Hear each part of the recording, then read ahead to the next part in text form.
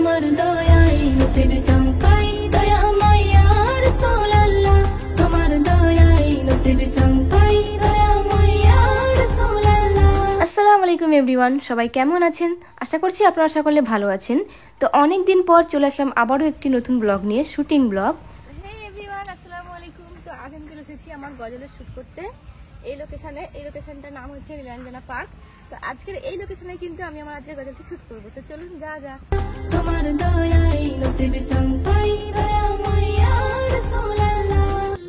মধুমে ঠাই যদি ওই পাই কিসের ভয় ইয়া রাসূলুল্লাহ তোমার দয়ায় নসিব চমকাই দয়াময় ইয়া রাসূলুল্লাহ তোমার দয়ায় নসিব চমকাই দয়াময় ইয়া রাসূলুল্লাহ।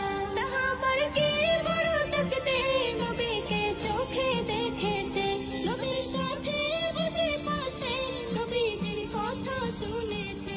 সাহাবার কি বড় তাকদীর নবীকে চোখে দেখেছে, নবীর সাথে বসে পাশে নবীজির। তো আমাদের এখানে তো বেশ ভালোই গরম পড়েছে, আপনাদের ওখানে কেমন গরম অবশ্যই কমেন্টে জানাবেন। আর এই প্রচন্ড গরমের মধ্যে কালো রঙের বোরখা পরার জন্য কিন্তু আরো বেশি গরম হচ্ছিল।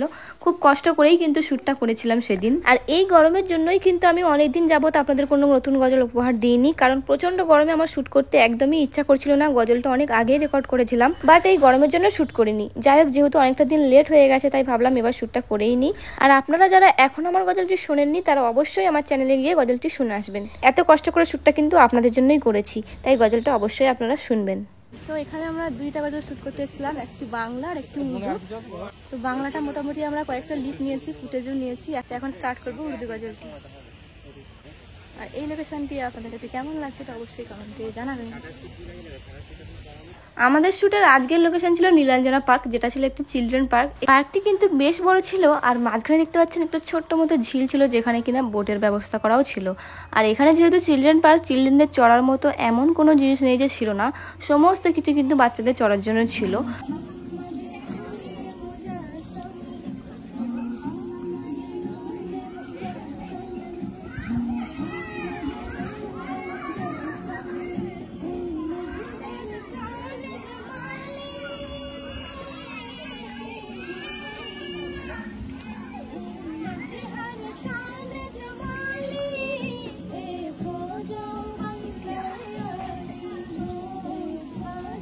উর্দু গজলের একটা লিপ নিয়েছি আমরা আপাতত।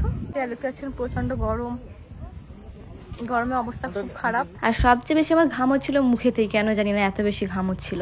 আর এটা কিন্তু এই পার্কের শেষের প্রান্ত। ফ্রন্টের দিকে কিন্তু আমরা কোনো রকম ফুটেজ নিতেই পারিনি, কারণ এখানেই আমাদের সব সময় চলে গিয়েছিল। আর যদিও ফ্রন্টের দিকে সেরকম কিছুই ছিল না, তবুও চাইলে দু একটা লিপ নিলে নেওয়া যেতেই পারতো।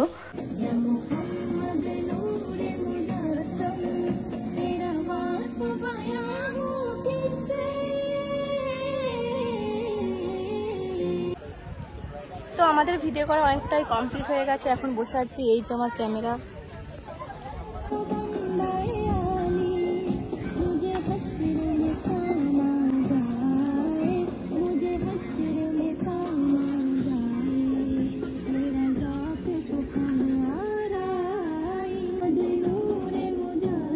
তো উর্দু গজলের দু একটা লিপ কম পড়ায় আমরা সন্ধ্যের দিকেও দুটা লিপ নিয়ে নিয়েছিলাম। আর আমার পড়া এই আবাইটি যদি কেউ কিনতে চান তাহলে আমি কমেন্টে লিংক দিয়ে দেবো, সেখান থেকে গিয়ে আপনারা পারচেস করে নিতে পারেন। তো আজকের ব্লগটি এই পর্যন্তই, দেখা হবে অন্য কোনো ভিডিওতে। সবাই ভালো থাকবেন, সুস্থ থাকবেন, আল্লাহ হাফেজ।